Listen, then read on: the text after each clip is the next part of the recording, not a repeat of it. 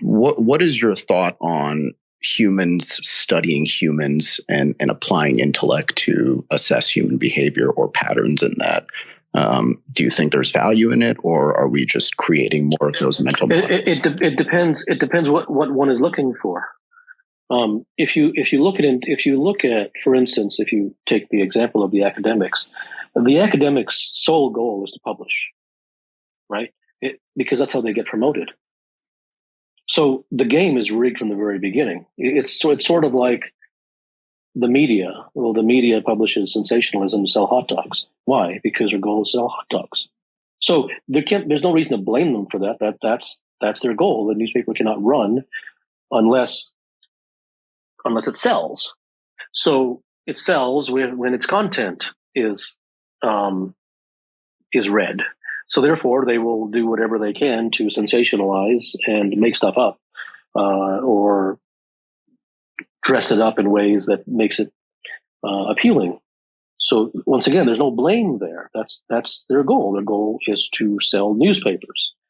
In the same way, but if one recognizes that, then one also recognizes that source cannot be trusted, because the goal from which they function is not pure.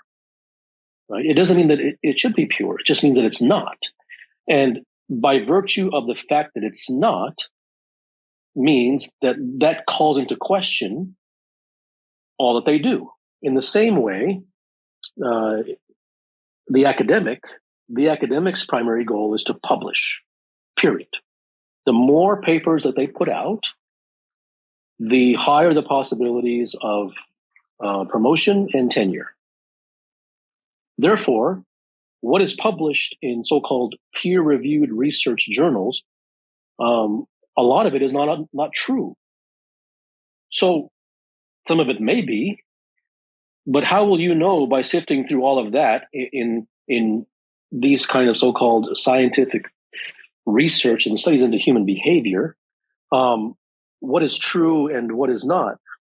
What is true is often much more relevant and much more gleanable by doing one's own experiments, because they are not, if they truly want to know, then they are not bound by a covenant which compels them for an ulterior motive that is not pure.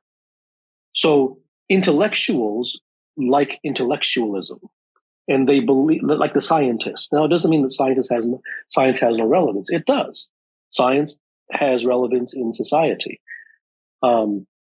But in the matters of truth, be it truth about the mind, truth about human emotion, the truth about arriving at peace, the ultimate questions of life, the things that humans truly, genuinely, deeply search for, those cannot be touched by science.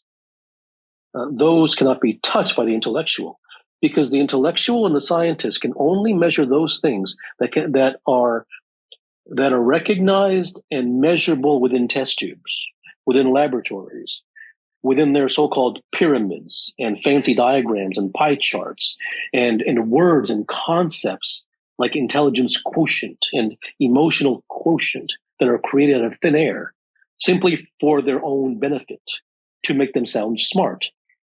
All that an intellectual talks about is really targeted and for the consumption of the intellectual. It feeds himself. It feeds his ego. It isn't real. So in the same way that if you discuss what happens to, for instance, an individual when they get when they come into an emergency room, you can separate each thing out as to put the IV in first and then stop the bleeding over here and then give this kind of saline and do this and this and that. But all those things are happening simultaneously. They only happen separately within the classroom. Now, it is necessary to break things down for the purposes of understanding and to relay what happens.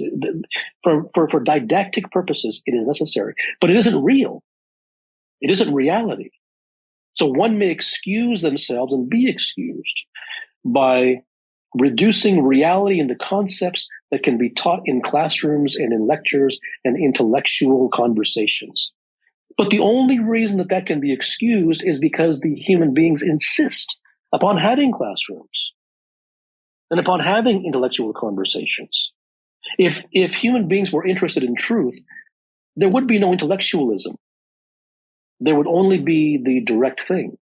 And talking around it and creating egoistic names that sound nice, like emotional quotient, to feed their own sense of self, wouldn't exist. I think the study of masses reveals the behavior of masses. But no masses in the history of anything has ever achieved anything at all otherworldly or lasting. Therefore, you can study a herd of cows and you can find out that they eat grass at 12 noon. But if you are looking for things that are ultimate or genuine or true, you won't find them by studying herds. In fact, what you will find in the individual who does achieve such otherworldly things is actually thought and behavior, which is completely opposite to that which the studies show. So it depends what one is looking for.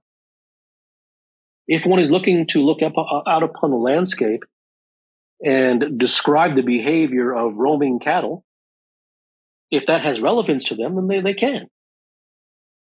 But it has no meaning for an individual who is looking for truth.